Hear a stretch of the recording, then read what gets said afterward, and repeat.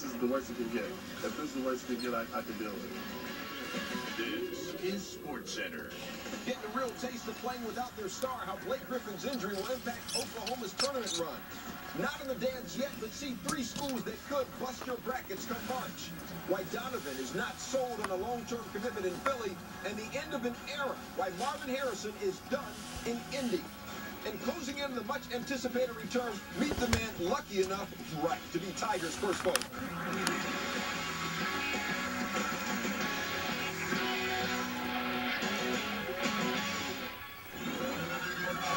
The ending of 76ers and Nets is phenomenal. 1.8 seconds left. Tie game in 95. Andre Iguodala at the line puts the Sixers up 1. Off the inbounds, Devin Harris gets absolutely bananas. Simmons gets it into Harris. Harris thought he was fouled. Harris, oh! It appeared he got off on time. Let's see. Stop it. Come on, brother. Are you kidding me? He fumbled it, then recovered, and kind of launched something that's just a prayer. Still too close to call. The refs review the play. One more time, a little. You think he walked, Scott?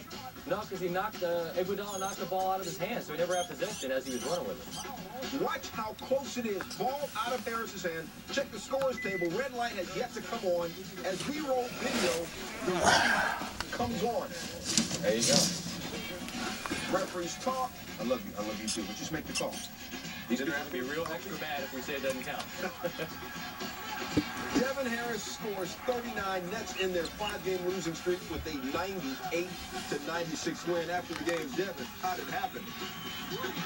I don't know, a bunch of plays. Turnover late, foul late in the game, a bump and a fumble, and then a half-court shot that, but then 100th of a second goes in. I mean, that's a crazy win. This is really, really big for us. We'll take all we want. Obviously, we didn't make the right plays down the stretch, but half-court prayer, we'll take any day of the week. SportsCenter, that's what's up. Stewart, Scott, Van Pelt, 60 minutes worth strong. Coming up, Devin Harris and I will chat more about his miracle game winner. We're going to find out what he was thinking when the ball was in flight. Also, why Donovan McNabb may not want to stay where he is. We start right where we just were. No Blake Griffin for Oklahoma tonight. They hosted Kansas with first place on the line in the Big 12. Difficult to overstate what KU's doing this year. There's Blake Griffin. Oklahoma started all the same 5 all year till this. Digger, what do they do? Oklahoma's backcourt can take care of business even though Blake Griffin is not going to play. When you look at Austin Johnson, Willie Warren at 27 as a freshman against Texas, as well as Tony Crockett, those 3 can score in the perimeter. Willie Warren, this kid is a freshman, a spirited recruiting battle to try to get him. You see why. Shape, the dribble, down the lane, bucket good off glass. Then Warren, again, he can hit from out there, but he's strong enough to get it to the cup.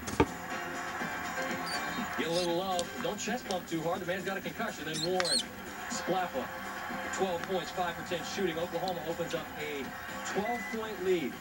Tyshawn Taylor, one of the freshmen for KU. Catches in rhythm. Bang. That'd be embarrassing, except it went in. Then Taylor, this one's pure. 16 points, 3 for 3 from behind the arc. Kansas battles back. They're up 1. 2 minutes to go in the half. Off the KU miss. Quintrell Thomas comes down hard. A foul's called on Taylor Griffin. His 3rd of the half. Scored only 5 in the first half. KU led by 7 at the break. Meanwhile, Blake Griffin, it appeared obvious that the combination of the lights in the building and the crowd noise, which typically are what bother those that are coming off a concussion. And again, we're not doctors, but you can only guess that that had something to do with it. But later you'll see that he gets into this game. Cole Aldridge gets the rebound out to Sharon Collins. This guy is one of the holdovers from last year's team. The kid for the Chicago game in toughness. Buries the 3. His first, there'd be more. Kansas up 8. Then Markieff Morris. Aldridge, the big fellow with a rim rocker, and KU's up 14. Later in the second, KU's up 13. It's Collins again, all by his own self. My man got range, though. Yeah, he does. Little guy, tough. He's not tall, but he's strong enough to get it to the rim, and that kind of range from 3. KU